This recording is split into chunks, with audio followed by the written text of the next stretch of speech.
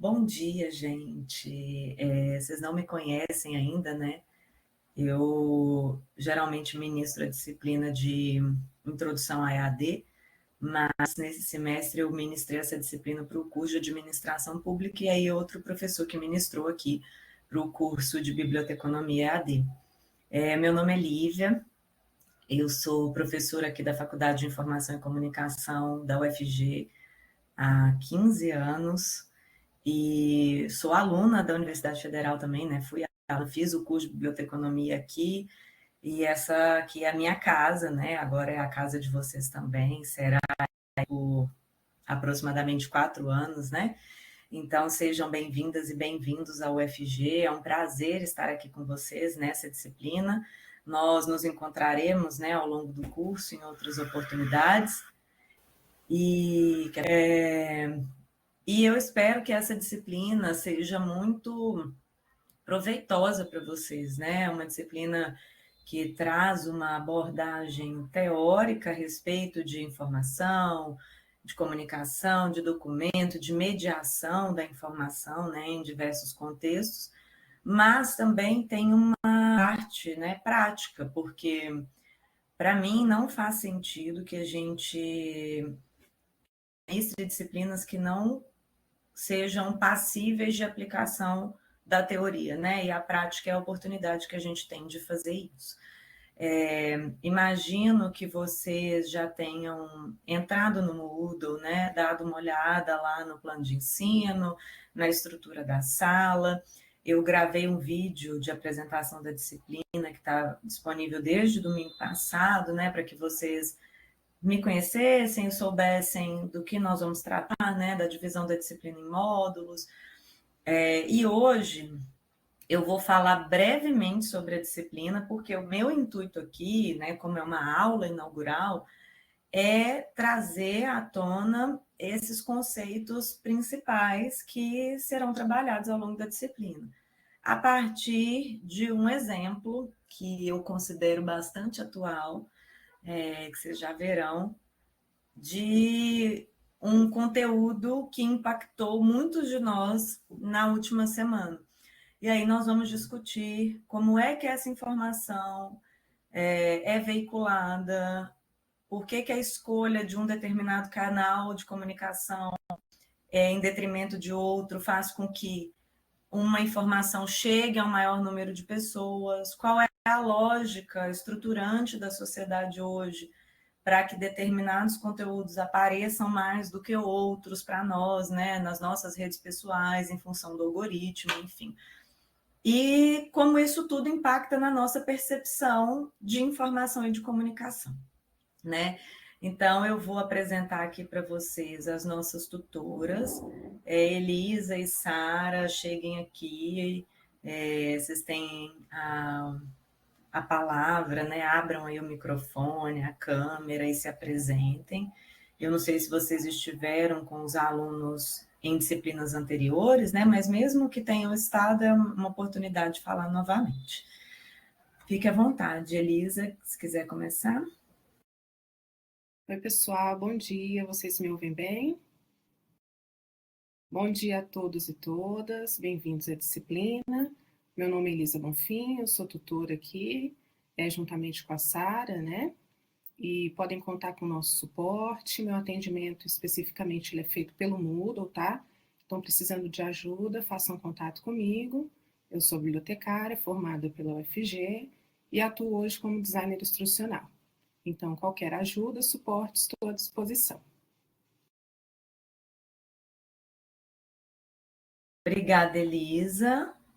Agora eu vou passar a palavra para a Sara. Bom dia, pessoal. Acredito que muitos de vocês já me conhecem, né? No semestre passado, mas retomando, né? Eu também sou bibliotecária, formada pela UFG, mestra também, formada pela UFG também na área de comunicação. Então, espero que esse semestre seja produtivo, né, para todos nós. Período. E o contato pode ser feito pelo Moodle e por e-mail também. Qualquer dúvida, é só acionar. O seu áudio, Sara, ele ficou cortado. Eu não sei se foi só para mim ou se para os demais também. Acho que deu um problema aí de conexão. Foi minha internet hoje está bem. Ainda tá falhando.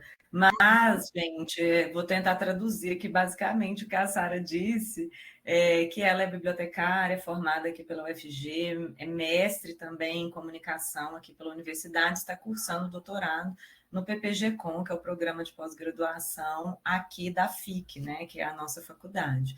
Você esteve com eles no semestre passado, Sara, em alguma disciplina? Que isso eu não Sim, consegui. 2 disciplinas, língua Tá? portuguesa e introdução à TI também. Então, vocês já conhecem, né? E continuem contando aí com o suporte da Sara e da Elisa. Quer falar mais alguma coisa?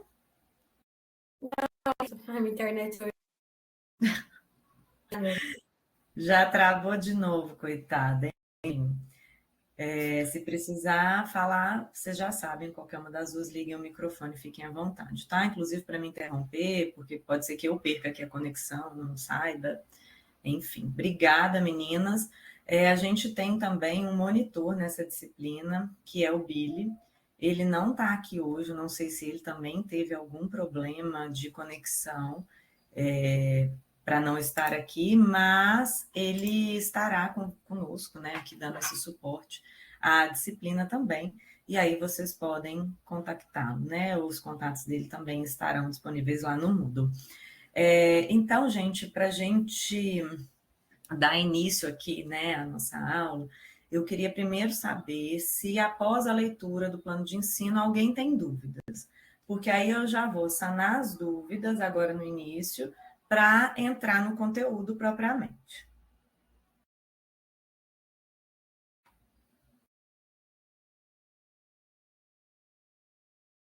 Vocês leram, gente, o plano de ensino? Vocês entraram lá no Moodle, assistiram o vídeo apresentação? Sim.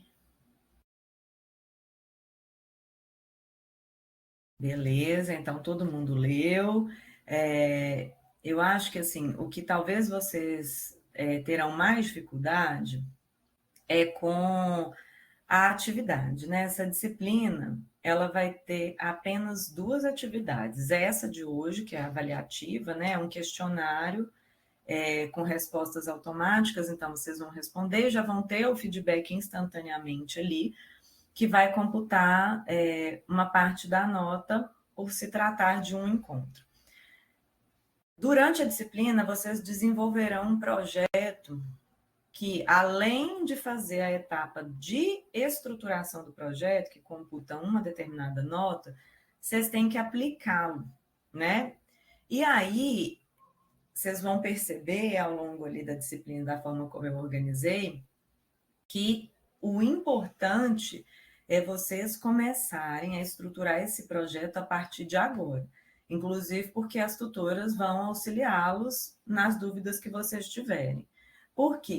Porque como vocês vão ter que aplicar a proposta e avaliar, e a gente tem um tempo aí, um período de aproximadamente 2 meses, não chega nem a isso, já que a disciplina termina ali dia 5 de outubro, é muito importante que vocês façam já o quanto antes. Por quê? Essa proposta é uma proposta de mediação da informação num determinado contexto. Eu gravei um vídeo sobre isso e se ele não estiver disponível lá no Moodle é porque ele está fechado e eu vou ter que abrir, porque a intenção é que vocês já assistam ao vídeo agora no início da disciplina para entender do que trata essa atividade. Que não é o vídeo de apresentação, tá? É um vídeo de explicação da atividade. Vocês vão estruturar uma proposta de mediação da informação num contexto que seja próximo de vocês, assim, para não pensar em coisas mirabolantes. Então, por exemplo, vocês querem auxiliar um familiar de vocês a utilizar fontes de informação mais confiáveis, né, para que essas pessoas não caiam em golpes, por exemplo, pelo WhatsApp. Então, vocês vão estruturar uma atividade que vocês vão realizar com essa pessoa, tá? Então, não são pessoas, não é um grupo, né? Assim, quem está aqui numa segunda graduação, às vezes é professor, e aí tem a possibilidade de aplicar uma atividade como essa em sala de aula e relatar como foi o desenvolvimento dessa atividade, ótimo. Quem tem um emprego, né? E ali no seu ambiente de trabalho, acha que é viável fazer uma atividade com seus colegas, ótimo. Quem não tem essa possibilidade, vai fazer com alguém próximo, um familiar, um amigo, um filho, enfim. Então, a intenção é que vocês percebam que a gente pode trabalhar a mediação da informação em vários contextos com pessoas diversas, né? Então, esse é o intuito da realização dessa atividade. Tem a descrição dos elementos necessários, né? Tem um roteiro também a respeito do que deve conter nessa primeira etapa, que é a de estruturação do projeto. E aí, após a aplicação da atividade, vocês vão enviar essa explicação, né, de como que a atividade foi conduzida, os resultados, num arquivo textual no Moodle, mas também realizarão a apresentação no encontro presencial, né, que vai ser virtual, nos polos no dia 4 de outubro, se eu não estiver enganada, né? E aí essa apresentação também vale nota, tá? Então, vocês terão essas duas avaliações e isso também está descrito lá nos critérios de avaliação da disciplina no plano de ensino. Quando vocês assistirem ao vídeo da explicação do projeto, se tiverem dúvidas, insiram lá, né? A gente tem um fórum para tirar dúvidas. Vocês podem colocar as dúvidas de vocês para a Elisa, para a Sara, para o Billy, enfim. E até para mim, se elas não conseguirem auxiliá-los, o que eu acho realmente muito difícil, porque a nossa equipe é muito boa e muito competente. Mas, se ainda restar dúvidas, vocês podem me acionar por e-mail, tá bom? Mas, para vocês entenderem melhor do que trata essa atividade, eu vou ministrar essa aula hoje, que eu considero que vai ser uma introdução muito atual para que vocês entendam esses conceitos. Simone, a gente está sem recurso até o momento para a realização do encontro de forma presencial. Então, a gente está considerando, por hora, que ele será remoto, mas se o recurso vier antes, aí ele vai acontecer nos polos, entendeu? Mas se não tiver recurso, a gente não tem como fazer o encontro nos polos, tá bom? Então, vamos lá, gente. Essa disciplina, né, como eu já falei, ela chama Informação, Comunicação e Documento. Aqui estão os nomes das tutoras e do nosso monitor.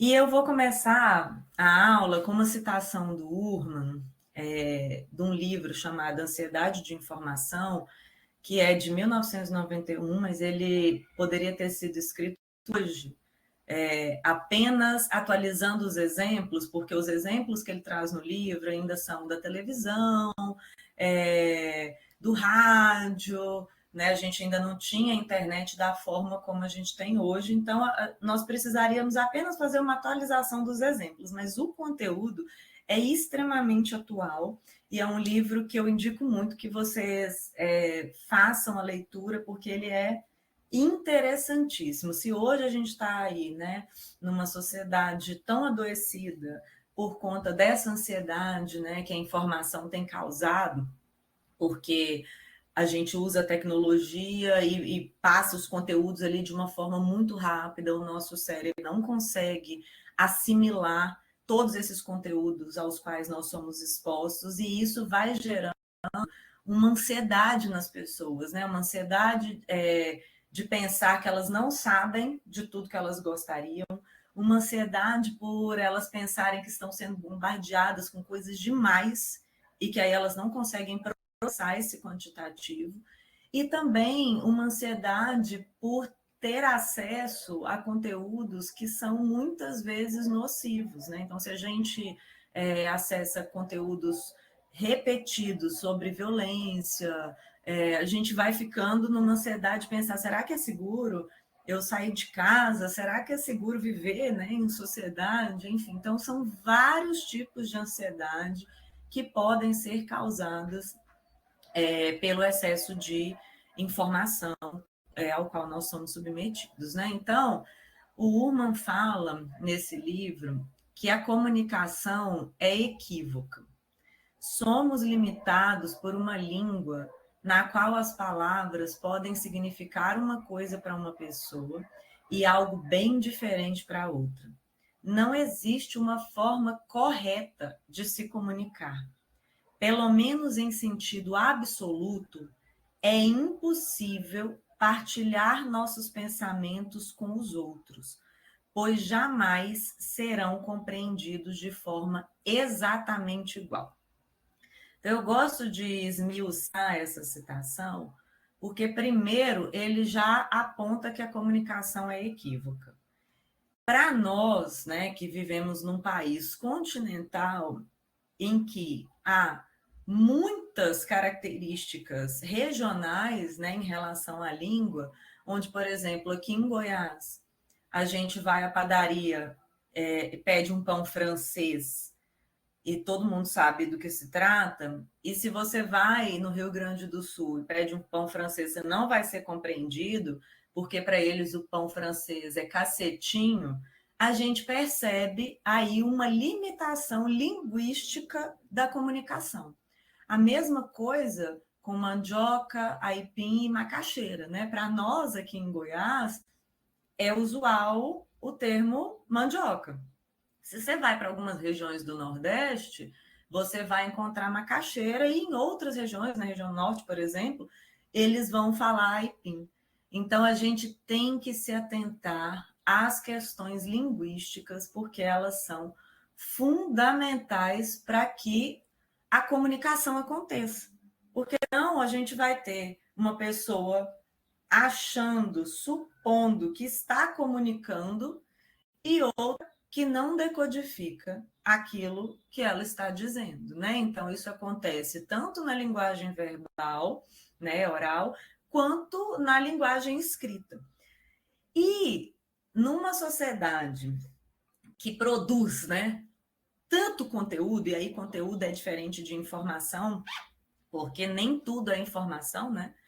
Para que seja informação, a gente vai sempre depender do sujeito, daquele interlocutor, se ele consegue decodificar aquele conteúdo, se aquilo faz sentido para ele, podemos considerar que então ele foi informado a respeito daquilo. Agora, se eu expresso um determinado conteúdo para aquela pessoa, isso não faz nenhum sentido, a gente não pode considerar informação, porque informação depende sempre de um elemento fundamental que é o sujeito. Tá? Então, a gente tem, num mundo de excesso de produção de conteúdo, um monte de gente falando e falando sobre assuntos diversos, e, do outro lado, pessoas recebendo esses conteúdos e não conseguindo decodificá-los. Então, a gente sabe que existe aí um problema central em relação à comunicação, que é a linguagem, né, que nós utilizamos. E aí, às vezes, a gente pensa assim, nossa, mas gastaram tanto dinheiro, né, numa determinada campanha, e ainda assim erraram. A informação foi dúbia, a informação foi truncada, ela não atinge o público, né, que deveria. Por que esses problemas acontecem? Porque as pessoas que estão elaborando essas comunicações não estão atentas ao usuário, né? Que na comunicação a gente vai utilizar o termo receptor, né? Vocês vão encontrar aí nos textos. Então, esse receptor, ele não foi impactado, né, por aquela determinada comunicação. E aí ela se torna indiferente, né? Aí, então a gente tem primeiro essa questão aí linguística. Depois ele fala que não existe uma forma correta de se comunicar. E essa é uma afirmação, gente, muito importante. Por quê? Se a gente começa a achar que a forma correta de se comunicar hoje é por meio de vídeo, e todo mundo vai produzir vídeo porque numa rede social, como o TikTok ou o Instagram, essa é a entrega que mais acontece, né? Então, o TikTok, que é uma plataforma exclusiva de vídeo, o Instagram, que vai se tornando cada vez mais semelhante ao TikTok, você passa a achar que só é relevante quem produz conteúdo audiovisual. E aí você deixa de produzir conteúdo textual, né? Você deixa de produzir conteúdos de imagens estáticas, porque você pressupõe que há uma forma correta de se comunicar e essa forma é o audiovisual. E aí o que a gente pode... em que erro a gente pode incorrer nesse caso? No fato de que nem todas as pessoas são aptas a decodificar conteúdos audiovisuais. Uma pessoa surda, por exemplo, como é que ela vai ser impactada por um conteúdo que utiliza áudio? Se esse conteúdo não tiver uma adaptação para essa pessoa, ela não vai ser impactada. Uma pessoa cega, como que ela vai ser impactada por esse conteúdo? Não vai, né? Ela vai ouvir a mensagem de áudio, mas o visual ela não tem acesso. Então, você precisa fazer uma adaptação. A mesma coisa da informação textual. Se eu tenho um grupo que é analfabeto e eu resolvo que a comunicação para com esse grupo vai ser textual, qual é a chance desse grupo decodificar essa informação? Nenhuma. Então, a gente tem problemas de comunicação básicos que nós não deveríamos ter, especialmente quando tratamos de informação e comunicação pública, por exemplo, né? Governamental. Informações que são de interesse coletivo, né? Que são necessárias ao exercício da cidadania e que não chegam às pessoas de que dela necessitam, porque há problemas estruturantes na forma como essa informação é comunicada. É muito importante, então, que a gente tenha clareza de que não há uma forma correta de se comunicar. A forma adequada de se comunicar é entender o público ao qual essa mensagem precisa chegar. Porque a partir desse público é que nós vamos definir linguagem, formato, né, conteúdo daquela determinada comunicação. E aí ele continua. Pelo menos em sentido absoluto, é impossível partilhar nossos pensamentos com os outros, pois jamais serão compreendidos de forma exatamente igual. O que os professores fazem numa determinada aula, por exemplo, né, o que eu estou tentando fazer aqui hoje, é partilhar um pouco do meu conhecimento, dos meus pensamentos com vocês. Mas jamais vocês vão compreender da mesma forma que eu. Porque existe um componente do meu conhecimento que é tácito, que não pode ser explicitado, porque eu aprendi com a experiência. Eu aprendi ao somar um determinado conhecimento que estava ali num livro que eu li, com aquilo que eu adquiri ali na sala de aula com os meus alunos, somar daquilo que eu aprendi a partir da convivência com a minha família, com o meu contexto social. E é isso que me constitui, né, como sujeito. E aí o que eu vou conseguir externalizar, né, com vocês, transformar esse conhecimento tácito em explícito, é apenas uma parte do conhecimento que eu tenho. E aí vocês vão compreender de acordo com o quê?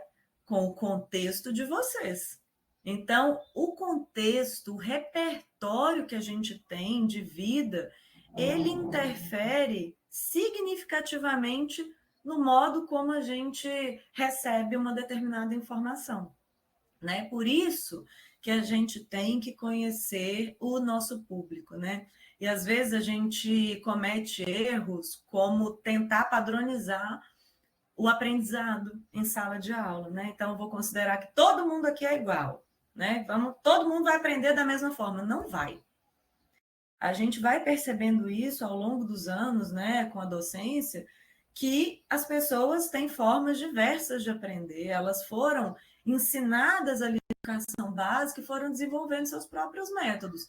Tem gente que aprende anotando. Eu sou essa pessoa, inclusive. Eu preciso escrever até hoje, né? Eu faço como os maias, astecas, incas, né? Enfim, escrevo no papel mais do que digitar, porque o meu cérebro foi condicionado a essa forma de aprendizagem. Então, se eu não registro, eu deixo passar determinadas informações. Tem gente que aprende só por áudio, né? Aí explica-se a proliferação de podcasts, né? Então as pessoas colocam ali o áudio e vão escutando e vão internalizando aquela informação e aquilo para elas faz sentido. Tem gente que precisa da mediação do professor, que vai para a aula e fica prestando atenção naquilo que o professor fala, né? Porque gosta desse tipo de comunicação, aprende melhor dessa forma.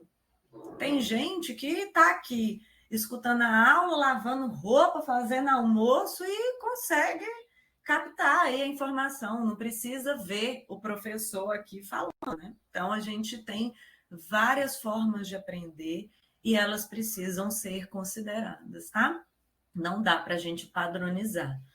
Por isso é muito importante que a gente conheça as especificidades de cada público. E aí, vamos pensar na comunicação pública, né? Eu gosto de dar esse exemplo porque eu sinto que eu estou trazendo uma informação que é de utilidade pública e que em cada sala de aula que eu falo sobre isso, eu fico mais surpresa negativamente com a quantidade de pessoas que não conhecem essa informação. A Mayara, agora que eu voltei, eu estou lá no Canva, que eu vi que tem gente falando que não está vendo nem ouvindo, mas eu imagino que seja só uma pessoa, né? Enfim, vou perguntar aqui para vocês, Sara ou Elisa, ou talvez Antônio, alguém consegue colocar uma enquete rápida aqui para mim? Eu quero que você faça a seguinte pergunta. Você sabe o que é PrEP e PEP? Alguém consegue colocar essa enquete aqui para mim? Não respondam no chat, tá? Porque a enquete vai vir, nós vamos fazer a pergunta nela, vocês vão responder e eu vou ter uma dimensão do nível de conhecimento a respeito dessa informação. Deixa eu ver se eu consigo colocar aqui.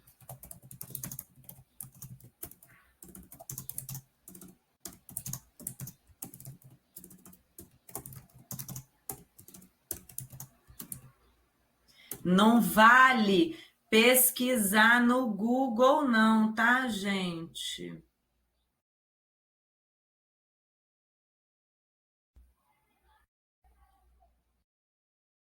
Eu coloquei a enquete, por que ela não apareceu? Tá aparecendo para vocês? Ah, tá aguardando resposta. Hã? Aqui tá aparecendo. Ótimo, então tá, vou esperar o resultado aqui. Nós temos 67 pessoas na sala, viu, galera? 35 responderam até o momento.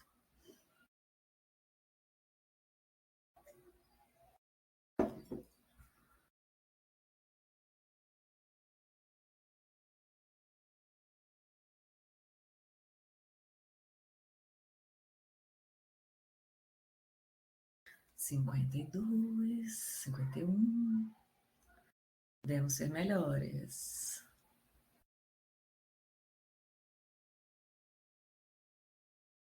Vou publicar a enquete aqui para vocês. 4 pessoas se abstiveram, né? 18 pessoas disseram que sabe, 30 pessoas disseram que não sabem, né? Então, olha aí como a gente tem um problema em relação a essa informação que é de utilidade pública e que muita gente não sabe. O que me espanta é que eu faço essa pergunta sempre em sala de aula, estou fazendo aqui para vocês, que são pessoas que estão num ambiente acadêmico, né? E que aí a gente pressupõe, como docentes, que tem acesso a esse tipo de informação, mas não se confirma na prática. Não teve nunca uma sala em que eu entrei que mais pessoas soubessem do que não soubessem. PrEP e PEP, gente, são profilaxias pré e pós-exposição ao HIV. São comprimidos que você toma de modo contínuo, no caso da PrEP, que é pré-exposição, né? Profilaxia, pré-exposição. Quando você se relaciona sexualmente e quer se prevenir em relação ao HIV. Então, ela só previne o HIV. Não vai prevenir sífilis, não vai prevenir HPV, enfim. Mas você fica imunizado em relação ao HIV.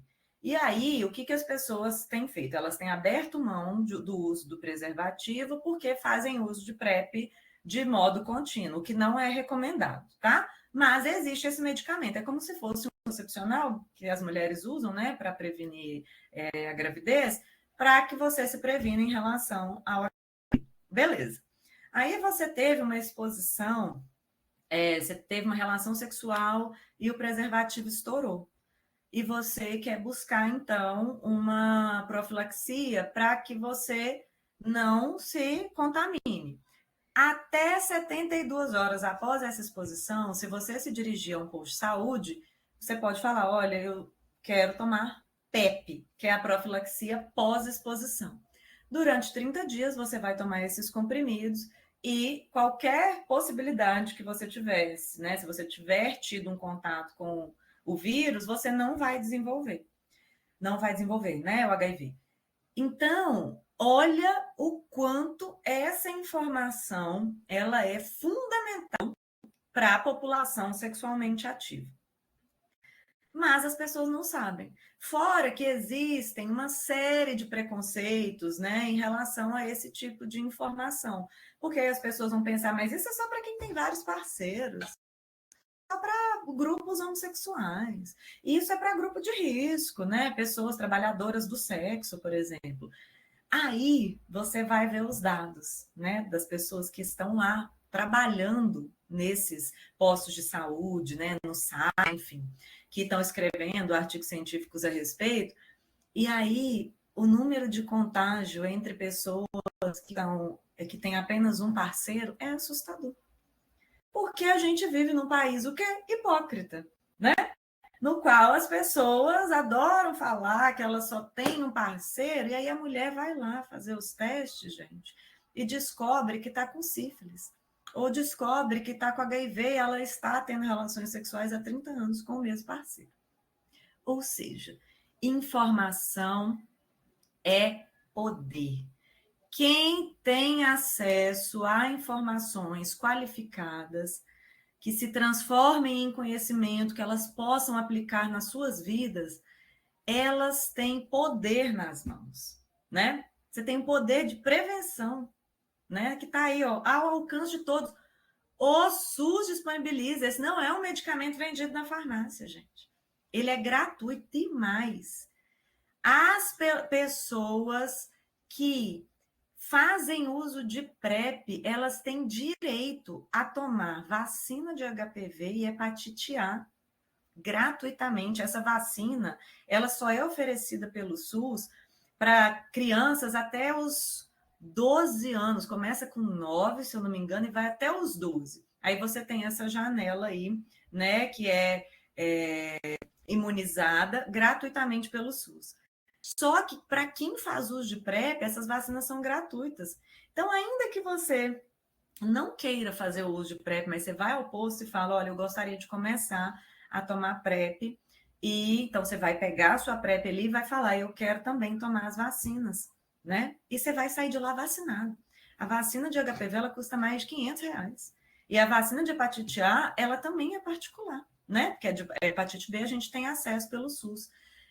Ana Ludmila, pois é, você vai lá ao posto de saúde, se você tiver até, eu não sei se é 45 anos, tem uma idade, tá?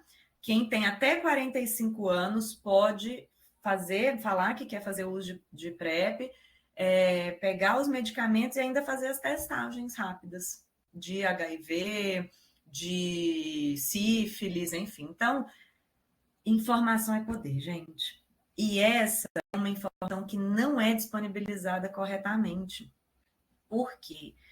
Eu tenho um aluno, né, que agora ele já se formou, que fez um TCC sobre a comunicação a respeito de PrEP e PEP nos canais oficiais do governo do estado de Goiás, né? Porque aí há políticas que são federais, né, e, portanto, de âmbito nacional, e aquelas que são estaduais ou municipais, enfim. E aí isso vai muito de estado para estado. No estado de São Paulo, por exemplo, isso é muito forte, muito difundido, e você consegue ter acesso a essa informação de forma rápida. Aqui no estado de Goiás, não. A quantidade de vezes que o meu aluno de TCC encontrou esse tipo de comunicação, ou em rede social, ou no site oficial, foi baixíssima. Essa informação ela está disponibilizada nos postos de saúde. E aí, eu sou uma pessoa que frequenta posto de saúde, né? Porque eu tenho filhos em idade de vacinação. Então, eu estou sempre, né, indo ao posto de saúde para vacinar. Aí eu vejo os cartazes mostrando que a sífilis está aumentando, né? Não sei se vocês sabem, mas tem lá um cartaz. A quantidade de sífilis está aumentando. Saiba como se prevenir. Aí tem cartazes sobre PrEP, sobre PEP, mas você tem que se dirigir a um posto para ter essa informação. Ela não está divulgada e veiculada em redes sociais. A gente devia estar sendo bombardeado com esse tipo de conteúdo, né? Inclusive, a gente tem problemas, né, governamentais, né? Quando a gente vai falar de instituições públicas para patrocinar conteúdos em redes sociais, porque nunca tem recurso para isso e tal, nas instituições, mas deveria. Isso deveria ser post patrocinado. Você está lá vendo uma bunda e, de repente, ó, PrEP e PEP. Você está lá vendo um conteúdo de receitas e, do nada, aparece aí uma informação sobre prevenção, né? Ou sobre vacinação. E isso não é divulgado, né? Enfim. Qualquer pessoa que queira usar, Ana, qualquer pessoa sexualmente ativa pode ir ao posto de saúde e solicitar que quer fazer o uso, tá? Porque é mais uma forma, gente, da gente se prevenir. Você usa preservativo e faz o uso da PrEP. Você está coberto 2 vezes. Tem efeito colateral, né?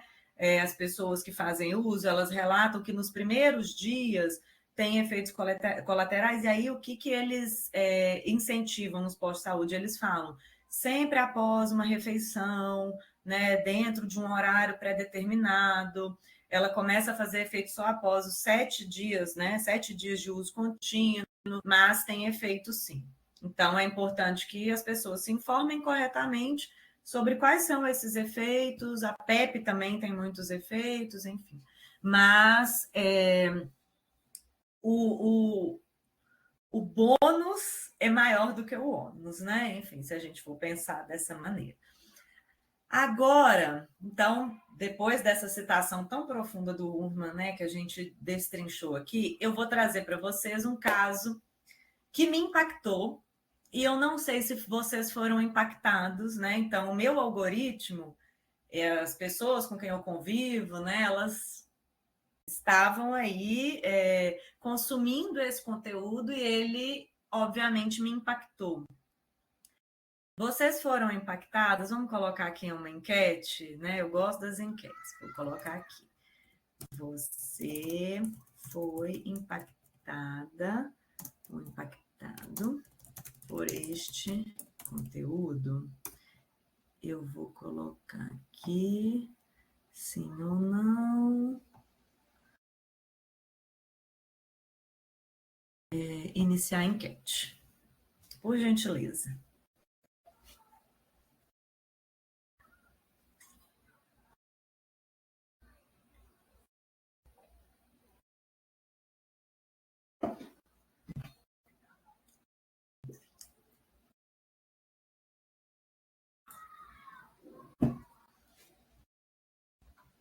Tem um monte de gente que está aqui e não está aqui, né? A galera está fazendo almoço, eu sei como é que é, gente. Assim. Ou está no trabalho, tem gente que trabalha hoje, está aí ouvindo. Ó, no momento, nós temos que 40 pessoas, das 47 que responderam, que foram impactadas. Então, eu vou considerar, deixa eu publicar aqui essa enquete, vou considerar que a maioria viu, né, esse vídeo, ouviu trechos desse vídeo, eu assisti o vídeo inteiro no YouTube. Eu tenho pesquisado o impacto das tecnologias de informação e comunicação na infância e na adolescência há muitos anos.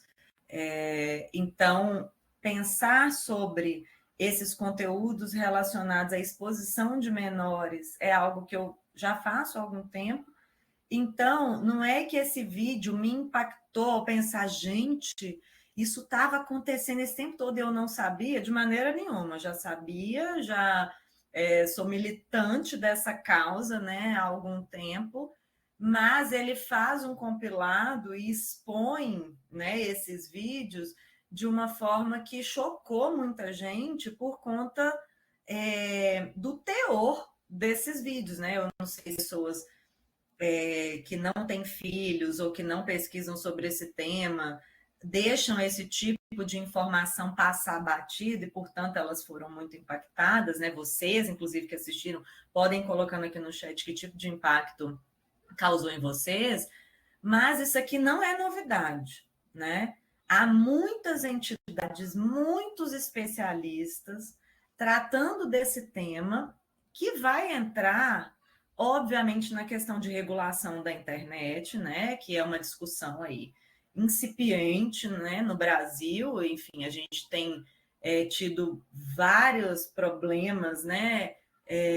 Em relação a isso, as pessoas vão contra Alexandre de Moraes, né, que aparentemente sobra tudo para Xandão resolver. Isso aqui vai ser mais um BO que vai cair no colo dele para ele usar como argumento, né, da necessidade de regular as redes, porque isso aqui não é algo que a gente vai conseguir como pessoa física. Não vai, né? Isso aqui a gente só consegue com o Estado fazendo intervenções, porque nós, como pessoas físicas, vamos lá, vamos fazer denúncias, mas se a gente não tiver o Estado garantindo que a legislação seja cumprida, não tem mudança, gente, porque é uma pauta muito expressiva, né? Uma pauta de direitos humanos, né? Enfim, e que a gente não tem poder, como pessoa física, de novo, de fazer algo a respeito. Então, o Estado precisa fazer por nós. Seja legislando, seja fazendo com que a lei seja cumprida, né? Então, quando eu falo de legislar, é de criar projetos de lei e leis que defendam esses interesses, mas também fiscalizar o cumprimento daquilo que já existe, né? Então, esse vídeo teve muito impacto e aí ele me fez pensar em algo que um jornalista que eu aprecio muito, que é o Anderson França, colocou em palavras, né? E aí eu vou trazer para vocês. Ele começa assim, com essa pergunta: gabinete do Felca? A questão que eu levantei no meu vídeo, porque ele fez um vídeo para tratar disso, né? É que dezenas de mães, associações, a Coluna de Terça, que é o veículo de comunicação que ele gerencia, que tem formato de blog, mas você paga, né, para assinar e recebe determinados conteúdos. Em, pasme, 2021, e o Instituto Liberta denunciaram as mesmas coisas e nenhum político ou instituição de Estado se moveu. Então, errado não está o Felca por fazer o vídeo. Errado não está a gente que se mobilizou. Errada é a classe política e a imprensa que precisa de um influencer famoso para fazer aquilo que seria nada mais que sua obrigação. Daí que no Brasil, sem 1 milhão de seguidor, tu não é ouvido. No futuro, não teremos mais ouvidoria, delegacia, teremos gabinete de influencer. Tu leva a pauta, se ele achar válida, faz vídeo. Aí os iluminados da política e da imprensa fazem algo. É a influcracia.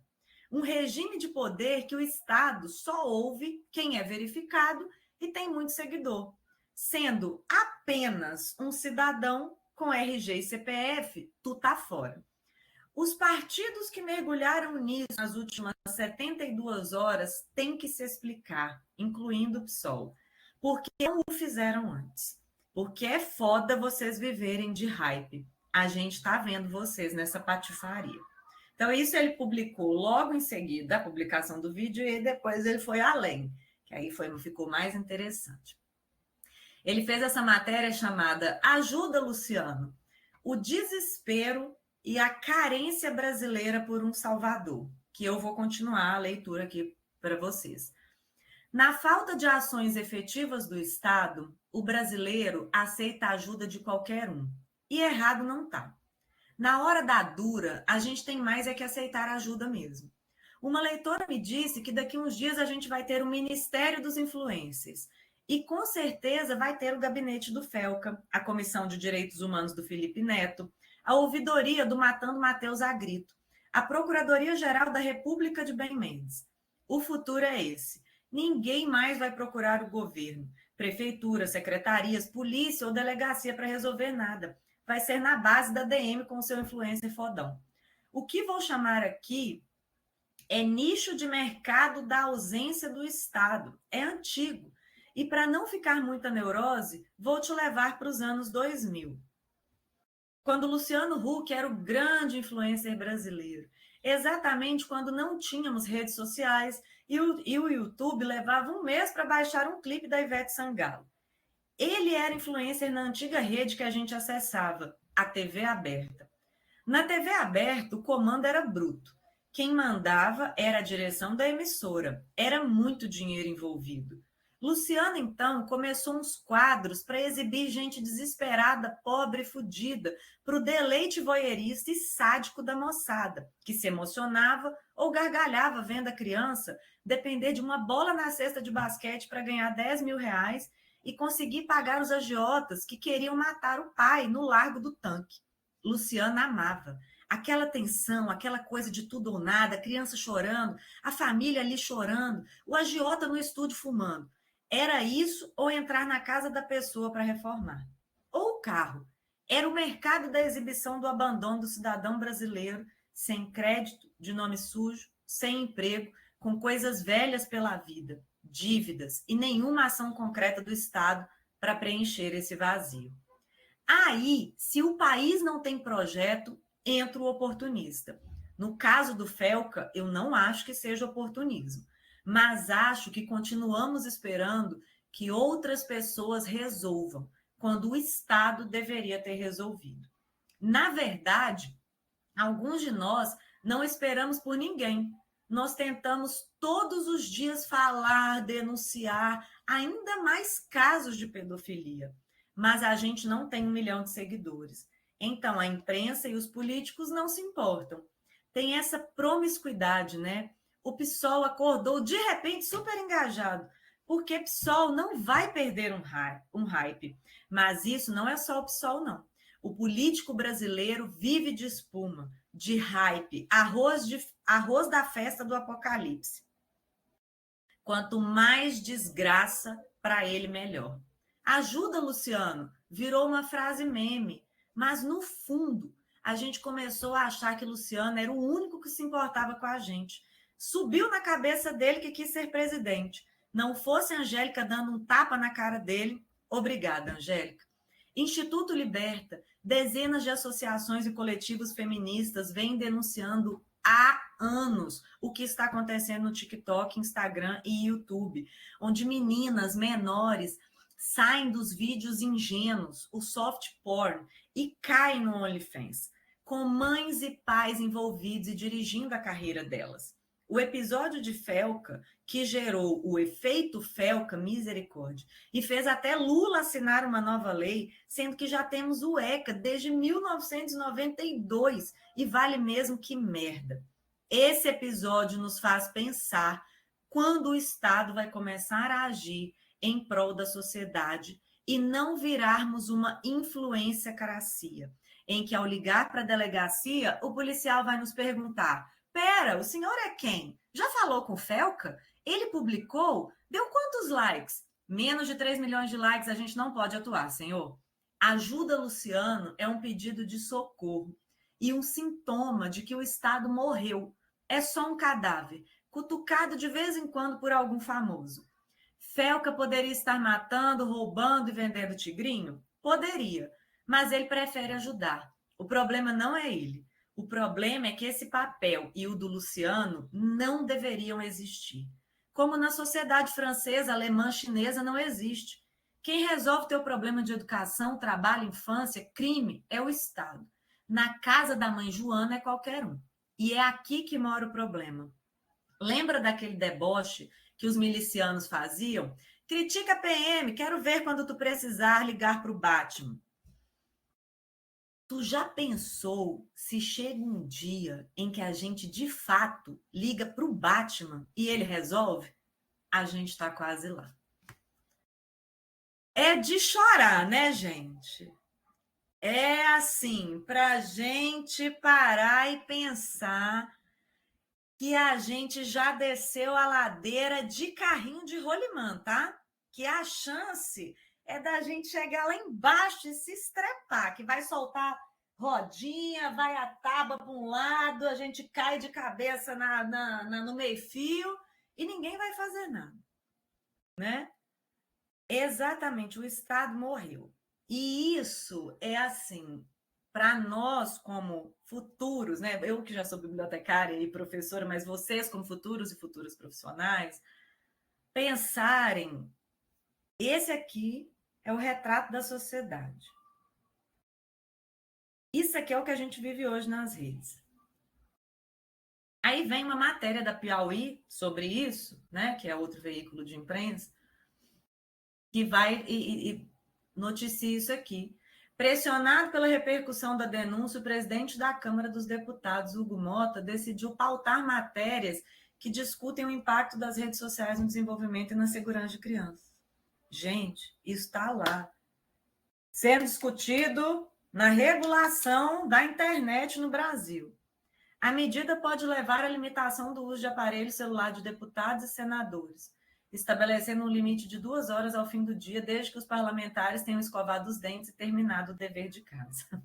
É uma sátira, né, que o pessoal fez, né, em relação a isso, porque é uma grande palhaçada, né, algo que já está na pauta há muito tempo. A gente sabe, eu não sei se vocês assistiram a série Adolescência, mas deveriam, né, eu acho que todo mundo que trabalha com informação e comunicação tem que pensar, e eu falei isso lá no vídeo de apresentação da disciplina, que a biblioteconomia que me interessa é a biblioteconomia social. Portanto, a gente precisa pensar em grupos marginalizados, né? Porque a gente usa o termo minorias para falar desses mesmos grupos, mas eu prefiro usar grupos marginalizados porque numericamente eles não são minorias. Então, crianças e adolescentes, mulheres, questões que envolvem racismo, grupos LGBTQIAPN+, são pautas e grupos, entidades que estão brigando por essa regulação há muito tempo. Por quê? Porque já foi comprovado, e tem várias pesquisas científicas que comprovam isso, vocês podem pesquisar depois, que o algoritmo favorece todos esses tipos de violência. O algoritmo ele vai replicando e reproduzindo vídeos e posts racistas, homofóbicos, de pedofilia, de violência contra a mulher. O algoritmo faz isso. E a gente já sabe que ele faz isso, e o Estado não age em relação a isso. Aí vem um vídeo de um influencer que fura a bolha e que ainda causa outras questões, que é o povo da extrema-direita que veio falar sobre o que o vídeo do Felco representava e o que ele estava querendo de fato. Então, assim, o negócio, a coisa, né, debandou aí para outro lado, mas o vídeo teve esse papel de fazer com que os deputados, de repente, acordassem para essa questão e falassem, não, nós precisamos mesmo olhar pelas crianças e adolescentes. Teve gente que falou que vai chamar o Felca lá na Câmara dos Deputados. Teve uma deputada que fez isso. Que o Felca precisa ir lá, gente, falar para eles, né, sobre isso que ele descobriu essa semana. Quando a gente tem um estatuto da criança e do adolescente que já prevê tudo isso. A gente tem uma legislação, a gente tem um Ministério dos Direitos Humanos, que tem lá dentro dele uma pasta só para tratar de criança e adolescente. A gente tem, desde março desse ano, do ano passado, que o tempo está passando tão rápido que eu já não lembro, mas eu estou achando que é março desse ano. Um GT, ou é do ano passado, enfim, depois vocês pesquisem, só para tratar de questões que envolvem tecnologia e infância, que tem pessoas da sociedade civil, especialistas discutindo o uso excessivo de telas na infância, porque isso aqui, essa questão que o Felca denuncia, né, que a adultização vai além da sexualização e desse aliciamento desses menores, né, para fins sexuais, mas adultizar crianças é dar a elas responsabilidades que não são pertinentes à idade, né? Então, quando você é uma pessoa de periferia e você coloca seu filho para vender balinha no semáforo ou pano de prato, você está adultizando essa criança, né? Porque criança não trabalha. Então, essas são pautas que dizem respeito ao que os adultos estão fazendo com as crianças, mas há pautas que estão relacionadas ao uso de telas pelas próprias crianças, né? Que também elas só têm acesso porque um adulto permitiu que elas tivessem. E aí aqui entra um aspecto que a gente precisa nunca perder de vista. Criança não é propriedade privada. Porque se fosse, os pais poderiam fazer qualquer tipo de coisa com criança e não seriam responsabilizados, já que elas são propriedade da família, né? Eu sou dona dos meus filhos, por exemplo. O fato de criança não ser propriedade privada torna toda a sociedade responsável por cada criança que existe. O Estado, obviamente, mas todos nós. E aqui eu não estou falando do seu direito particular de querer ou não ter filhos. Isso aí, gente, é um direito inalienável. Você tem esse direito. Quem não quiser ter filho, que não tenha. Inclusive, é até bom quem tem dúvida não ter mesmo. Mas toda criança que existe na sociedade é responsabilidade coletiva. Porque se a gente presencia qualquer tipo de violência contra a criança e não faz nada, nós estamos sendo coniventes. Você está na rua, você está no shopping. A pessoa tirou o chinelo, deu uma chinelada na criança. Você vai ligar para alguém? Você vai denunciar esse pai ou essa mãe? Se é a mesma coisa acontecendo com um idoso, eu tenho certeza que você é capaz de entrar no meio e partir para a agressão. Você não vai deixar um idoso ser agredido na sua presença, mas uma criança você deixa. Você deixa porque você acha que os pais estão educando, né? Que a violência ela é tão naturalizada que você não tem direito de fazer uma intervenção ali, porque a criança, a forma como nós vemos, ela é propriedade privada. Então, isso aqui só escancarou, né? No meu ponto de vista, esse vídeo só escancarou como é que o nosso Estado falhou, como é que nós, como sociedade, falhamos, porque nós estamos permitindo que essas coisas aconteçam debaixo do nosso nariz sem fazer nada. Eu falo que toda vez que uma criança morre assassinada, na favela no Rio, acho que ontem um policial meteu um tiro numa criança, assim. A gente devia parar o país, gente. A gente devia quebrar o país. Assim. Inclusive, é isso que eu acho que a gente devia fazer. A gente vai, assiste isso. Criança que tomou um tiro.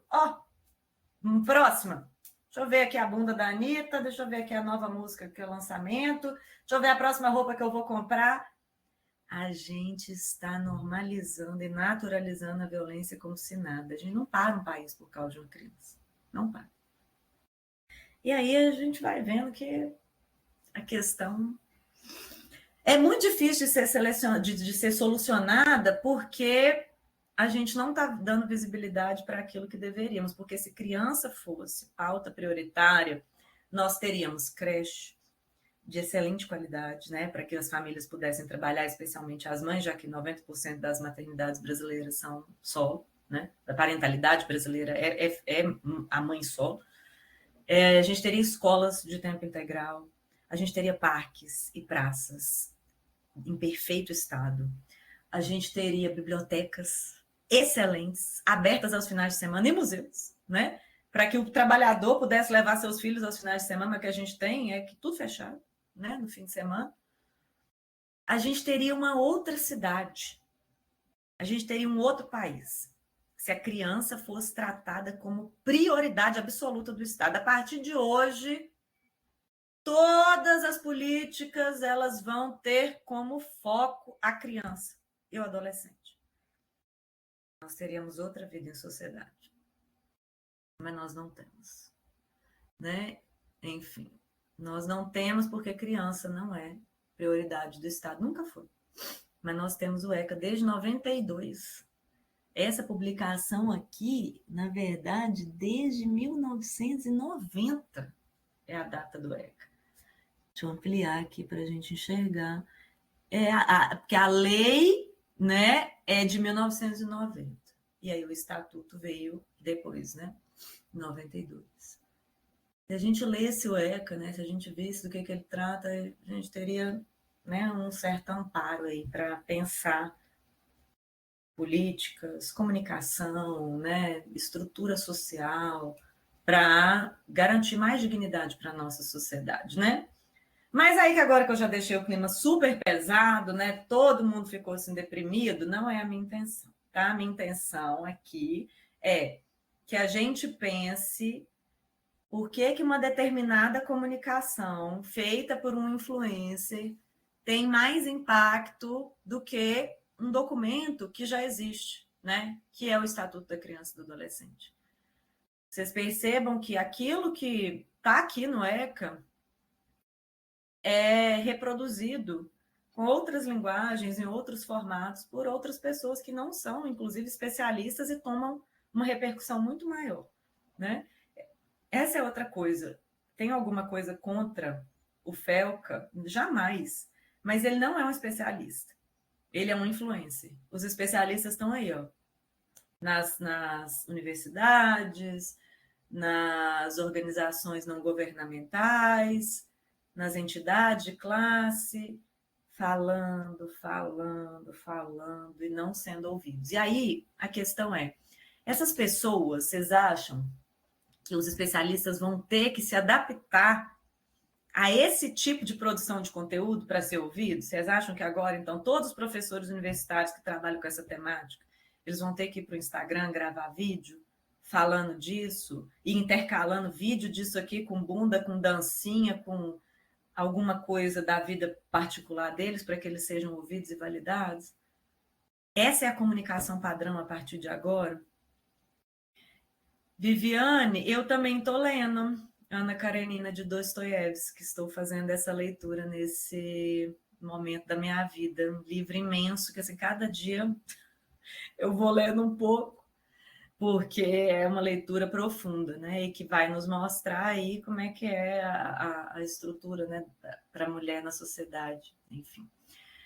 E aí, eu vou trazer algumas questões agora aqui teóricas para a gente, né, sair da depressão. Quando a gente fala de informação e comunicação, as abordagens dependem da mensagem do receptor, como eu falei lá no início, certo? E aí, eu trouxe 3 perguntas aqui para nós refletirmos juntos e juntas. Para isso, eu vou abrir aqui um negócio, vou pegar o link aqui e vou compartilhar. Não, eu não quero que as pessoas só visualizem, eu quero que todo mundo edite. Qualquer pessoa com o link vai poder editar. Então, vou colocar aqui no chat um link que vocês vão entrar, que é como se fosse um quadro. E aí vocês vão escrevendo ali suas motivações, né? Por quais motivos uma pauta de direitos humanos só tomou a proporção que tomou após um influenciador falar sobre o assunto?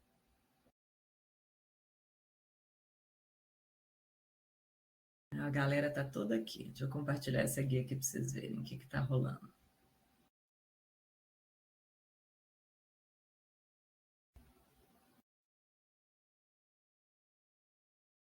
Vão escrevendo aí.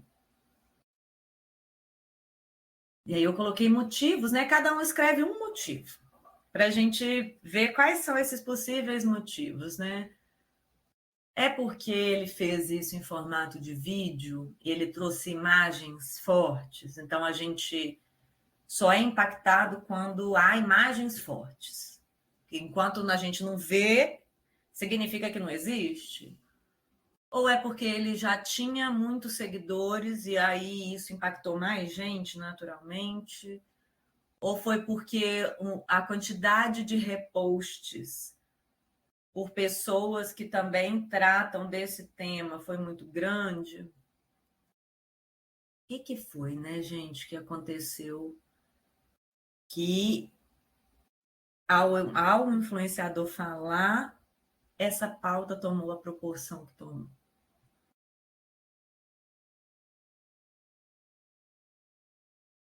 Tema polêmico, gerou engajamento muito grande. Deixa eu ampliar aqui essa tela.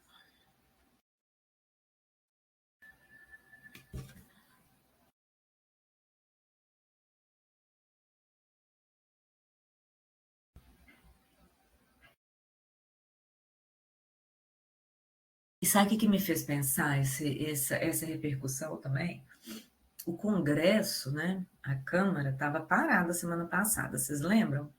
Que os deputados, nossos digníssimos deputados, ocuparam a plenária, não deixaram nem o presidente da Câmara falar, num movimento de protesto e apoio ao Bolsonaro. Mesmo que o Bolsonaro e o Eduardo estejam ferrando com o Brasil, né? E aí as tarifas impostas pelo Trump estão aí para a gente, né, comprovar isso. Aí os deputados estavam parados. Aí veio esse vídeo. E aí eles resolveram se movimentar. E a outra pauta, ela se perdeu. Ninguém está falando sobre isso, desses congressistas impedindo o Congresso de atuar naquilo que é obrigação do Congresso, depois que eles voltaram do recesso. Né? Aí vocês vejam como não tem nada, gente, nenhum fio desconectado.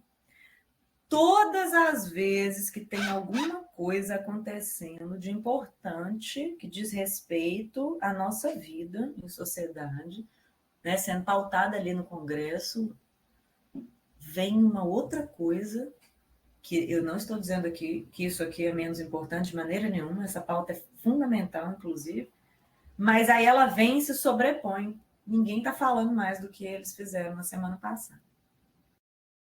Esse é o Brasil, né? País que mais acessa redes sociais aí no mundo, né? Não é o país que mais tem acesso à internet. Porém, eu não sei que esses dados eles atualizam muito rápido. Eu não sei se o Brasil está em primeiro ou em segundo lugar em acesso a redes sociais no mundo, né? O povo que mais passa tempo, horas diárias em redes sociais. Então, a nossa capacidade de engajar também é muito grande, né? E de mudar rapidamente de uma pauta para outra. Me fez lembrar também de outro fato. Bets. Virgínia foi chamada para depor na CPI das Bets. Eu tenho vergonha, assim, né? Como cidadã, eu fico envergonhada com o rumo que as coisas tomam no Congresso. O povo estava lá pedindo para tirar selfie com ela. Uma deputada que era relatora da comissão falou: eu vou te seguir. A Virgínia já seguiu de volta. É um circo, gente. É um circo. Vamos lá. Porque gerou um engajamento muito grande, finalmente foi abordado pela classe política. Eu não conheço muito do Felca, eu só sei que ele é grande no YouTube. Acredito que teve essa repercussão devido à pessoa que falou sobre. Eu já tinha visto outras pessoas falando sobre esse assunto há muito tempo, mas nunca teve esse alcance ou interesse. Muitas vezes as pessoas foram atacadas devido a isso. Não é a primeira vez que vejo denúncias de pedófilos nas redes sociais, mas o alcance foi minúsculo. Então, acredito que o Felca, por ser quem é, contribuiu, sim, pela quantidade, né, de seguidores e das denúncias outras, né, que ele já tinha feito, da visibilidade que ele tem.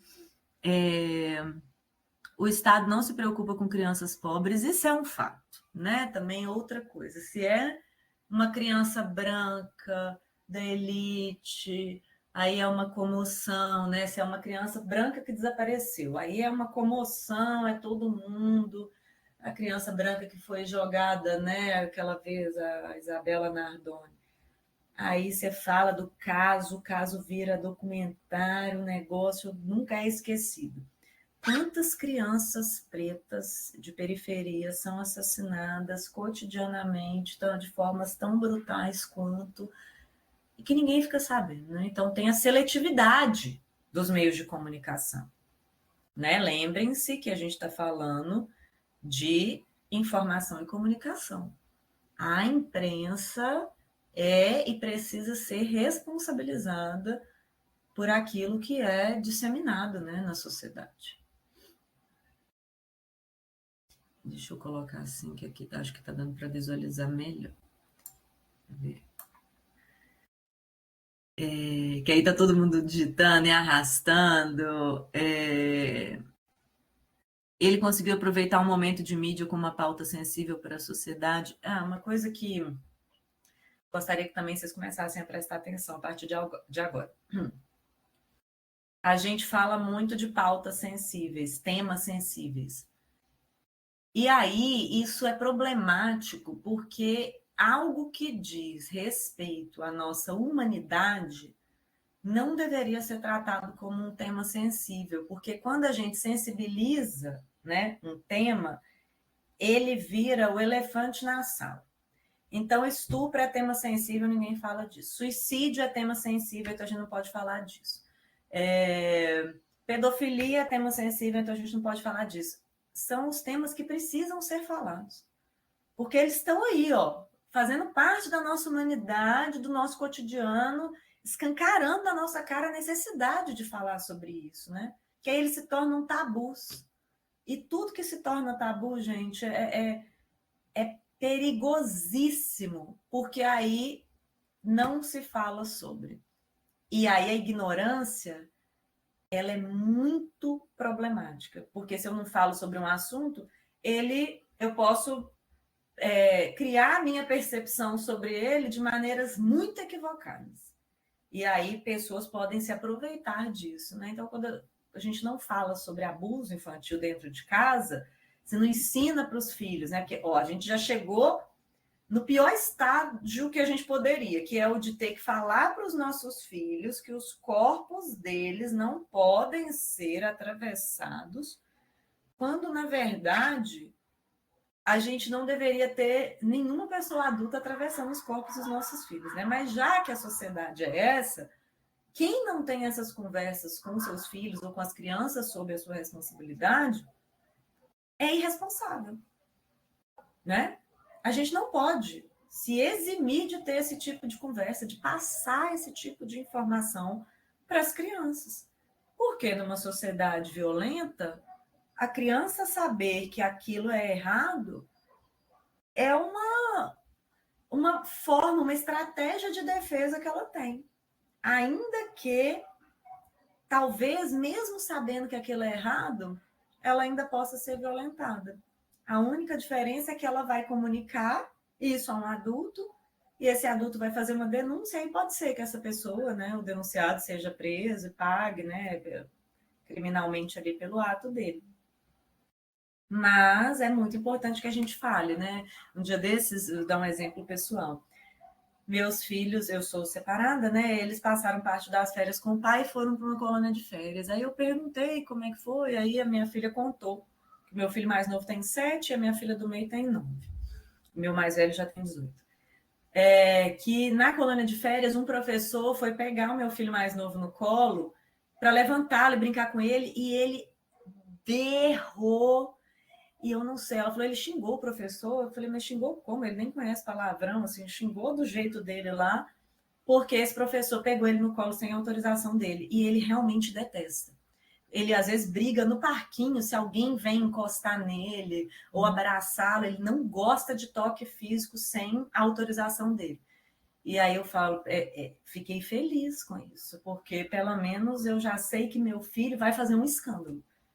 Aparentemente, né, se alguém tentar encostar no corpo dele de uma forma violenta, né, assim, na intimidade dele. Então, é muito importante que a gente fale sobre isso com as crianças, né? Vou continuar que o Estado, isso aqui eu já li, que o Estado não se preocupa com crianças pobres.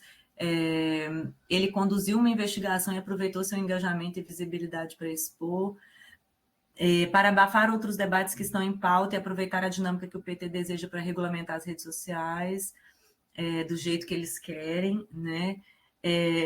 Tomou proporção pela relevância que ele passou a ter, desde seu posicionamento com as bets. É isso, né? Enfim, depois esse quadro vai ficar salvo, e aí a gente compartilha, a gente baixa, né? E compartilha também lá no Moodle para ficar como um material de estudo, né? Para vocês também.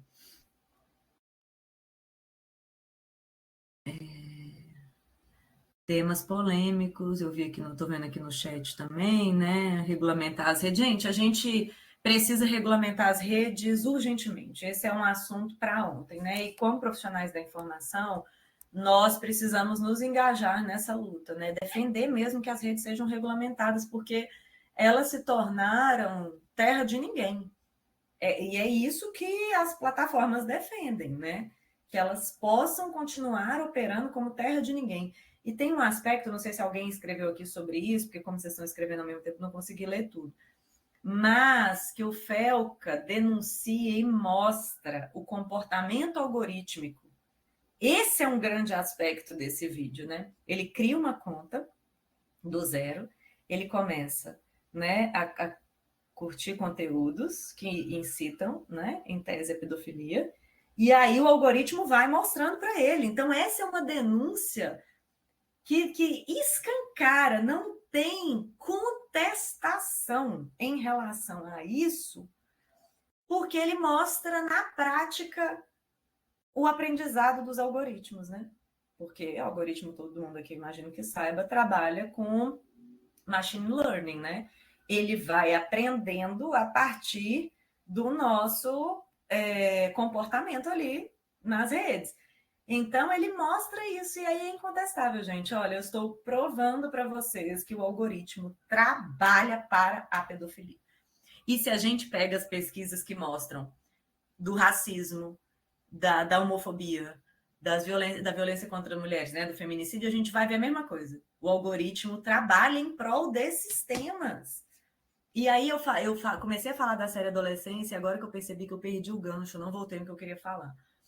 Na época que a série estourou, muitos veículos de imprensa fizeram entrevistas com delegados, com pessoas do Ministério Público, né, que atuam na defesa de crianças e adolescentes, pessoas que trabalham na segurança pública, para saber o que esses órgãos estão fazendo para tentar proteger crianças e adolescentes nas redes, já que os pais aparentemente, eles lavaram as mãos no momento em que eles deram um celular para seus filhos e entenderam que é invasão de privacidade você fiscalizar tudo que seus filhos acessam nas redes, né? Então, aí o Estado precisa entrar. E o que esses órgãos relataram que já está sendo desenvolvido? Ferramentas de reconhecimento facial para entrar nas redes. Então, porque você pode forjar sua idade, mas com o reconhecimento facial, né, para fazer a leitura de características que são próprias, né, de crianças e adolescentes, você vai conseguir barrar. Mas aí eles estão esbarrando numa questão de proteção de dados, porque você não pode, né, expor dados faciais de crianças e adolescentes para as empresas, né? Então, tem questões burocráticas aí impedindo que esses sistemas caminhem e sejam de fato implementados. Mas vocês podem ter certeza, eles serão implementados. Porque a discussão tá aí. A violência está aumentando, suicídio, gente. A gente não tinha suicídio de criança. Não está conseguindo acessar o link? Deixa eu colocar aqui de novo. Vamos ver se vai. A gente não tinha suicídio de crianças até 2 décadas atrás, e agora a gente tem. Se vocês não viram também outro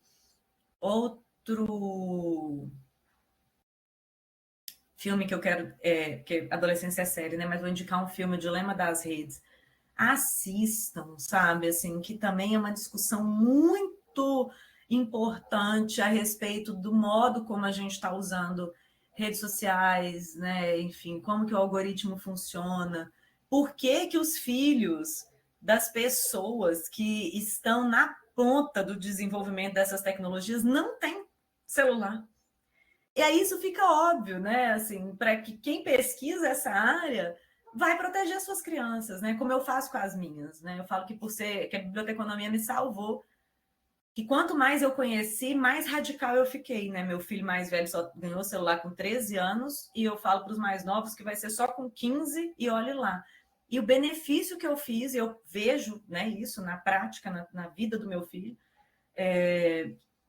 o benefício que isso trouxe para a vida dele. Mas é isso, eu estou aqui na minha esfera privada, fazendo algo que foi o conhecimento que me permitiu fazer. Mas eu sou isso aqui no universo, né? Então, é política mesmo de Estado que vai ter que existir para impedir que crianças e adolescentes sejam expostas. Porque, de novo, se a gente for depender dos pais e cuidadores, a gente já viu que deu errado. Já deu muito errado, que eles não estão dando conta de limitar esse acesso.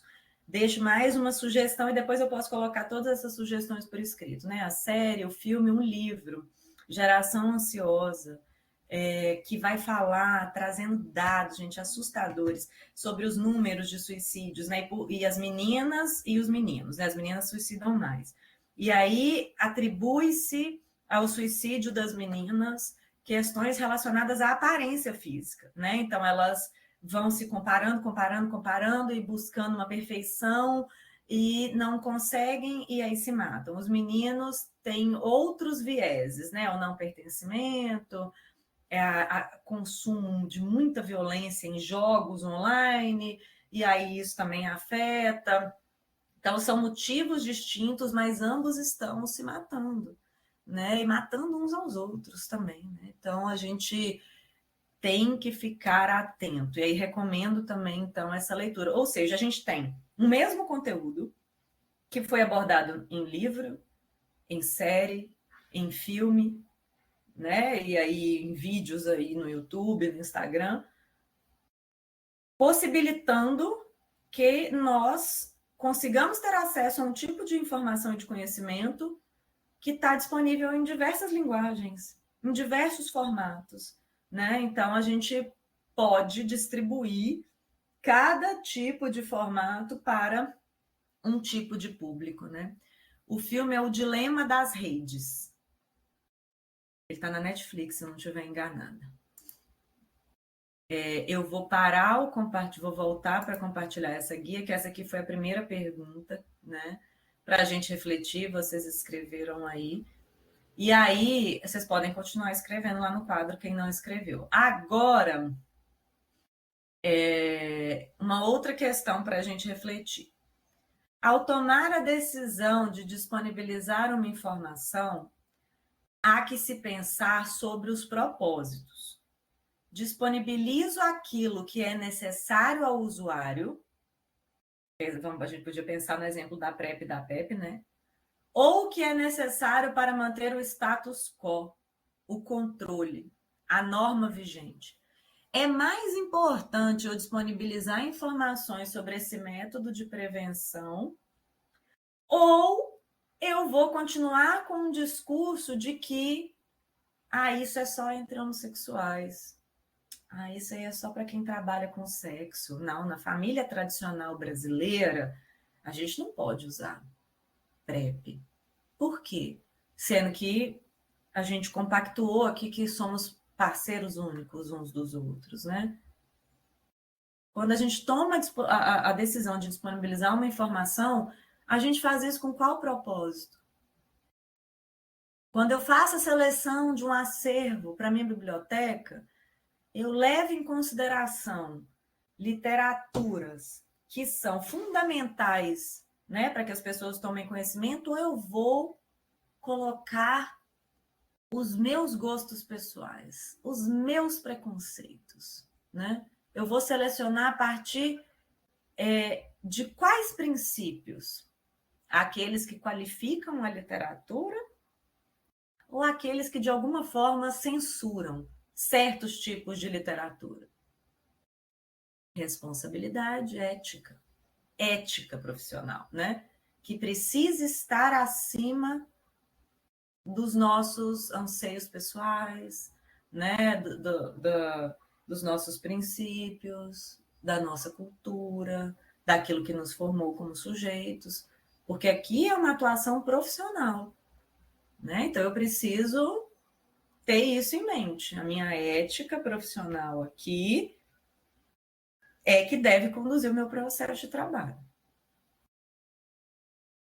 E por último, ao escolher uma linguagem, um formato de comunicação, uma plataforma para disponibilizar a informação, estou considerando as características do público que irá recebê-la? Então, vamos pensar lá na atividade que vocês vão desenvolver nessa disciplina. Eu quero fazer uma atividade de mediação. O exemplo que eu dou lá no vídeo que eu gravei, que não é, eu não gravei esse vídeo agora, tá? Para explicar a atividade. Eu gravei há alguns anos, mas ele continua servindo para explicação, então eu reutilizei. A atividade que eu sugiro, como exemplo, é de mediação num contexto educacional com meu próprio filho. Meu filho mais velho, agora ele já terminou o ensino médio, mas na época ele ainda estava no ensino, no 9º ano do ensino fundamental. E aí ele sempre usou uma plataforma que ensina matemática e outros conteúdos, mas ele usava para matemática, chamada Khan Academy. E aí, lá ele tinha exercícios de fixação, aulas, uma série de conteúdos gratuita, tá, gente? Ela tem um viés de auxiliar os professores daquelas disciplinas e também para usuários, né, testarem os seus conhecimentos. Só que meu filho só teve conhecimento dessa plataforma porque eu conhecia, né? Por trabalhar com EAD há muitos anos e conhecer várias plataformas educacionais. Então, como é que eu fiz a mediação para o uso dessa plataforma com meu filho? Né? Então, primeiro eu aprendi a usar a plataforma. Aí eu defini qual era o perfil dele de atuação lá dentro, porque você cria um perfil. E aí fui trabalhar junto com ele, né? Olha, isso aqui, vamos ver se isso aqui está no seu nível, né? De aprendizagem. Você vai fazer os exercícios aqui tantas horas ou minutos por dia. Você vai focar nos conteúdos que você tem mais dificuldade. Então, tem toda uma mediação minha como mãe naquele caso, né? Mas também como docente, para que meu filho fosse capaz de utilizar essa plataforma. É algo semelhante ao que vocês vão fazer ao escolher o tipo de mediação com a qual vocês vão trabalhar. Então, eu quero ensinar a minha mãe a não cair mais em golpe pelo WhatsApp, que ela está sempre dando dinheiro de resgate porque alguém sequestrou a gente, enfim. Está sempre caindo em golpe, né? Manda digitar lá o CPF dela e todo o documento para desbloquear uma coisa lá da conta dela que ela nem tinha conta naquele banco. Mas na hora ela ficou tão atordoada que ela foi lá e deu os dados. Como é que eu faço para minha mãe não cair mais em golpe? Que tipo de abordagem eu posso utilizar? Eu vou mostrar um vídeo para ela de quais são os golpes mais comuns, ou minha mãe gosta de ler, então eu vou fazer um material, né, escrito para ela, ou eu vou fazer uma apresentação. Vou pôr minha mãe lá na sala e falar, mãe, aqui, ó, fiz essa apresentação, vou colocar aqui na televisão, vou mostrar para você agora quais são os golpes mais comuns. Vai lá, agora você ensina para sua mãe e depois você pede para algum amigo seu tentar dar um golpe na sua mãe, para ver se ela cai. Aí você vai lá e vai ver se a sua mãe caiu ou não no golpe. Você vai conseguir avaliar se aquela mediação que você fez foi eficiente. Beleza. Então, você vai relatar como é que isso aconteceu. Olha, essa abordagem aqui foi interessante. Na hora que eu apliquei, minha mãe não caiu no golpe. Significa que ela aprendeu aquela informação, internalizou, transformou em conhecimento e agora ela aplica. Pode ser que minha mãe chama as amigas dele e fala assim: ô, minha filha, vem aqui na minha casa que a minha filha vai dar uma aula para você hoje sobre como não cair em golpes. Olha que beleza. Ela ainda disseminou aquela informação para que outras pessoas também consigam se apoderar e empoderar-se a partir daquele determinado conhecimento. São muitas possibilidades, gente. Esse exercício vai trazer para vocês uma visão de que informação e comunicação estão no nosso contexto. Não é um negócio que está aqui na academia, que só serve se eu for pensar em informação científica, tecnológica. Não. Está no nosso dia a dia, está no nosso ambiente de trabalho, o povo fazendo coisa errada todo dia porque não lê. Como é que a gente faz para as pessoas lerem, né? É aquele meme do bolo de cenoura. Vendo bolo de cenoura por R$10, segundas e sextas, na porta da escola. Aí a pessoa te manda perguntando: quanto que custa o bolo de cenoura? Que dia que você vende? Onde? As pessoas não leem. Ah, então eu tô com esse problema lá no meu trabalho. Eu mando comunicado, a pessoa me manda perguntando tudo que está lá no comunicado. O que falta? Não está tão clara, será, a minha linguagem? Será que eu vou ter que usar um meme para responder essa pessoa? Será que eu vou formatar minha comunicação toda a partir de agora em formato de meme? Gente, meme é cultura, meme é um negócio maravilhoso. Meme faz com que as pessoas relacionem aquilo ali com a vida delas. E o humor tem uma possibilidade que dificilmente outras linguagens alcançam. Pensem nisso. Posso fazer um meme, vou transformar toda a minha comunicação com os meus alunos através de meme. Fez uma pergunta, manda um meme. Pode ser efetivo. Ao final de uma semana respondendo meus alunos só com meme, ou ironia, ou sarcasmo, minha filha, a vida mudou. Na semana seguinte, ninguém mais fazia pergunta idiota, entre muitas aspas, né? Porque o óbvio também precisa ser dito, mas do jeito que a coisa está caminhando, gente, tem hora que você fala: meu Deus do céu, não é possível que eu estou tendo que repetir isso. Mas percebam que há muitas possibilidades da gente se comunicar, né? E comunicar uma mesma informação em diferentes formatos. E é isso que eu gostaria que vocês fizessem, se abrissem para essa possibilidade de olhar para a vida comum. Está aqui um problema informacional, vou atuar nisso. Quebra a cabeça, usa a criatividade. Eu acabei de ter essa ideia aqui da mãe do WhatsApp e já fiquei com vontade de aplicar, não tinha pensado nisso antes.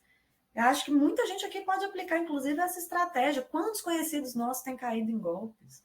Quais são os golpes mais recentes? Porque o golpe, ele é aprimorado, ele não é um negócio assim que fica ali, ó, meses. Não, eles vão tornando as estratégias cada vez mais sofisticadas. E o que eu vi um policial falando recentemente em algum podcast? Que é muito mais fácil eles darem golpes à distância do que sair na rua roubando celular dos outros. Não tem mais em algumas cidades tanto roubo a celular, porque os golpes dão de 10, você consegue atingir muito mais gente. Então, o crime, ele também vai sendo aperfeiçoado. E aí, a nossa necessidade de atuar ali na mediação também precisa ser aperfeiçoada. O quão atualizados nós estamos em relação aos golpes? Porque eles são bons, viu, gente? Eles mudam ali uma coisinha no print de tela ali do banco, aí você tem que ensinar, olha, tem que verificar isso aqui, o remetente. É isso, atividade de mediação que vocês farão. Aqui estão as referências, eu vou disponibilizar esses slides, né? Também lá no Moodle. E aí, gostaram? Deem o feedback aqui de vocês, que a gente está caminhando para o final. Tem uma dúvida aqui sobre as aulas síncronas. Eu vou responder já já. Que bom, gente, que vocês gostaram. Fico muito feliz. Fico muito, muito feliz mesmo. Imensamente feliz que vocês tenham gostado. Para falar, enquanto vocês vão digitando, sobre essa questão das aulas síncronas, o que eu defini para essa disciplina? Ao invés de gravar aulas a cada início de conteúdo, nós vamos dar aula síncrona. Porque aí essa aula também vai ser gravada. Só que ela traz a possibilidade de vocês participarem, que numa aula que eu só gravo e disponibilizo, não há. Então, por mais que o curso seja EAD e que vocês não tenham essa obrigação, vocês não vão ser obrigados, não vai contabilizar frequência nem nada. Só que tem gente que quer participar, tem gente que gosta de ter esse contato mais próximo com o professor, e aí eu decidi fazer aulas síncronas a cada início de conteúdo, porque aí a gente começa um conteúdo, tem a aula síncrona, vocês têm a possibilidade de perguntar, porque já leram o material, de fazer intervenções, podem ligar o microfone, a câmera, falar comigo, e com as tutoras, com o monitor, e aí por isso que eu coloquei muitas aulas síncronas. Eu acho que tem, assim, a cada 2 semanas tem uma aula síncrona, né? Alguma coisa assim. E aí fico feliz que o pessoal está comentando aqui, que bom que vai ser assim, né? Que aí vocês também se sentem mais próximos a nós, né? Porque uma coisa que eu percebi, não, a EAD tem características distintas do ensino remoto, né? O ensino remoto que foi a alternativa que a gente encontrou para lidar com o ensino presencial durante a pandemia. A gente ficou saturado de tanta tecnologia, de tanto virtual. Tudo que eu posso fazer para tornar esse encontro que é virtual um pouco mais próximo me apetece, sabe? Porque aí assim eu acho que a gente consegue ter mais fluidez, né? Eu gosto mais desse modelo também. Então, elas estão no plano de ensino. Deixa eu até abrir o plano aqui para ver se elas estão todas aqui, ó. Quer ver? Deixa eu projetar essa aba. Vamos ver se eu consigo agora aqui compartilhar a do plano. Quer ver, ó? A gente tem um encontro remoto dia 16/8, que foi hoje. Aí a gente tem uma aula síncrona dia 19, que já é essa semana, que aí eu vou estar nessa aula, mas quem vai tomar a frente dela é o Billy, meu monitor, porque na monitoria a gente tem a exigência de que o monitor ministre uma aula no semestre. Então ele vai ministrar, eu vou estar junto, que ele vai falar sobre documentos, né, na biblioteconomia. Aí a gente tem uma outra aula síncrona, ó, aqui no dia 2/9, todas sempre às 19 horas. E eu acho que eu mantive todas as aulas às terças, para que vocês também tivessem isso em mente. A aula é terça-feira. Depois tem outra dia 16/9. Depois tem outra dia 30/9, que é a nossa última antes do encontro, né? Então, aqui no plano de ensino tem todas as datas, gente. É só vocês verificarem lá no prospecto. Boa tarde, professora. Não é obrigatória. É obrigatória, não, tá. E vai ficar gravada, tá? Não Tá vai ótimo. ter. Só para aqueles que quiserem participar mesmo, interagir. É por isso. Vou ampliar aqui, que estava muito, muito pequena. Agora que eu vi que eu estava aqui no arquivo. Tá aqui, as datas estão todas aqui no prospecto.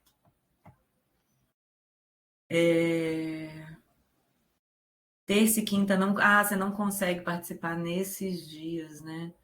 Que pena. Porque eu escolhi a terça-feira, enfim. Trabalha durante a tarde e a noite, mas vai ficar gravada, João Maurício. Aí, quando você tiver oportunidade, você assiste, tá? Enfim, gente, eu sei que a gente tinha até 12:30, né? Que é o limite, mas eu já falei muito. Já falei bastante por hoje, acho que foi bem esclarecedora, né? Enfim, pelo menos espero que tenha sido. Pelos comentários e feedbacks de vocês, eu vou acreditar que a aula foi realmente boa. É um prazer, né, estar aqui mais uma vez. Eu gosto muito do curso de Biblioteconomia EAD, eu me sinto muito à vontade nesse formato. E é sempre um grande prazer, né, estar com vocês. Espero que até lá o recurso chegue para a gente se encontrar no presencial, né? Se não chegar isso. Eu vou abrir, gente, é porque é o seguinte, eu programei a atividade, deixa eu entrar, não consigo, se eu voltar aqui, eu vou perder essa janela. Mas as minhas tutoras, elas têm essa possibilidade. Se não abriu automaticamente o questionário, que eu acho que eu coloquei, será que eu coloquei 12h30, no final da aula, para abrir, eu tô achando que é isso. Ele tem até hoje, no final do dia, para ser preenchido. Geralmente a gente condiciona àquele dia da aula. Eu não sei se os professores colocaram até amanhã, eu vou verificar com eles aqui no grupo, mas geralmente é no dia da aula inaugural, tem uma atividade que precisa ser executada, eu pus até às 23h59. Então, que eu considerei que vocês fizeram uma leitura prévia do material ali, né, ao longo dessa semana, e que vocês já conseguiriam responder o questionário. Não está muito complexo, não. Fala, Antônio.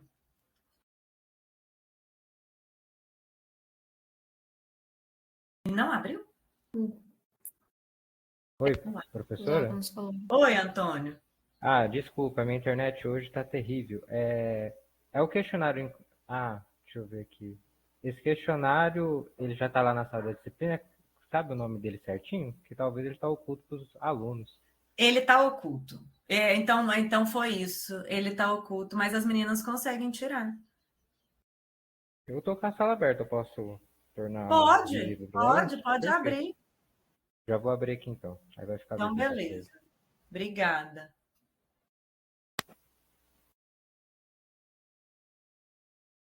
Ana, eu preciso checar com a coordenação do curso, porque tem algumas questões que são diretrizes internas, assim. Então, se a atividade tem que ser executada ainda hoje, você vai ter até 11h59 para executar.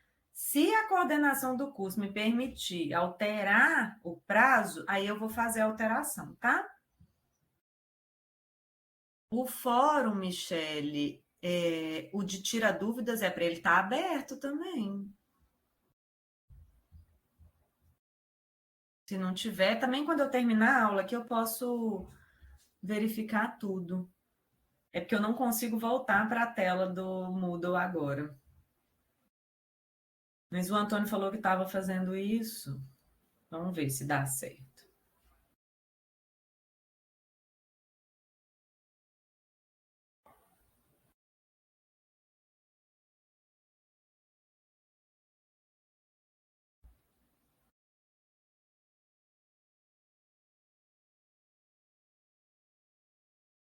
Alguém me avisa se deu certo? Apareceu? Ai, que bom, gente. Que bom. Pensem no seguinte, esse questionário só vale 10 pontos dos 100 pontos que vocês têm na disciplina.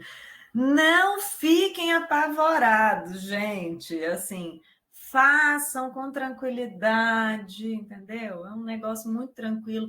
Ele vai dar o feedback instantâneo. Então, se você errar, ele vai te dar a resposta correta, que já serve para que vocês pensem a respeito, né? Entendam o motivo do erro. 10 pontos, eu sei, Viviane, assim, mas fiquem tranquilos, confiem. Ai, gente, mais alguma coisa que eu possa auxiliá-los? Uma tentativa, Leonardo. Tá tudo certo. Muito bem, a Michele colocou tudo aí. Obrigada, Michele, também por disponibilizar aqui para nós. Antônio, Sara, Elisa, muito obrigada. O Billy acabou de me informar aqui que o e-mail dele estava cadastrado errado, aí ele não conseguiu entrar. Enfim, foi por isso, mas na terça-feira vocês terão a oportunidade de conhecê-lo na nossa aula síncrona. E é isso. Ô, Viviane, eu recomendo, eu não sei se ele, como é que ficou a configuração de duração dele, mas eu acho que ele não fica tanto tempo assim, não. Pode até cair a sua conexão no Moodle nesse tempo.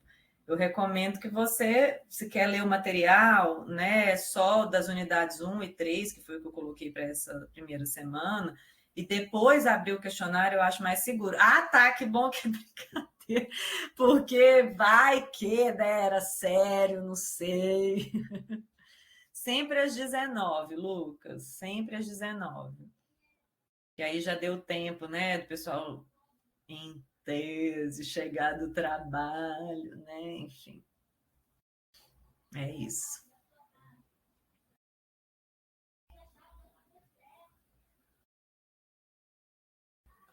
Deixa eu ver se vai aparecer mais alguma coisa aqui no chat. O Saulo ainda não apareceu. A gente verifica, Saulo. Você coloca lá também no Moodle ou manda uma mensagem lá pelo Moodle para a gente saber quem está com problema, tá, gente? Que aí são questões mais pontuais. Mas, de todo modo, agradeço muito a participação e a presença, a atividade aqui no chat e lá no quadro também que eu criei. Vocês foram muito participativos, adorei estar aqui com vocês. E vamos que vamos, né, para mais uma disciplina. Um abraço, bom fim de semana e boa aula agora à tarde, né? Agora vamos almoçar. Fui, beijo, tchau, tchau.